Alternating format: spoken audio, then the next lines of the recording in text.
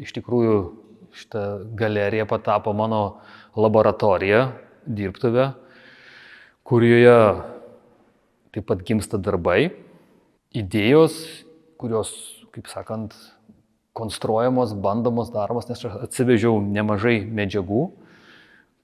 Gal šiek tiek banaliai skamba, bet tai yra ieškojimai. Kas yra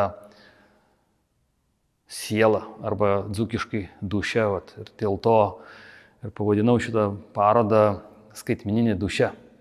Tai toksai kaip ir stiprus kontrastas yra tarp etnografinės ir šiuolaikinių technologijų ir kur mes randamės, kokiais principais mes vadovaujamės, kokiais ritualais mes švenčiame tam tikras šventes ar kažkokios tai apeigas ir taip toliau. Ir ar ta siela egzistuoja, ar ta skaitumo veikia mus. Ir bendroji suma tai vis tiek kalba eina apie žmogų, koks jisai yra.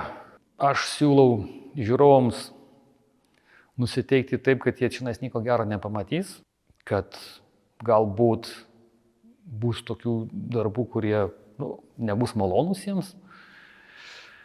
Kadangi temas gvildenu labai įvairias ir tos tokios nebūtinai smagios temos man yra įdomios, nes jos gilesnės yra. Todėl prašom ateiti, nusiteikti, kad per daug nieko nematysit, o jeigu pamatysit, tai papasakosit kitiems.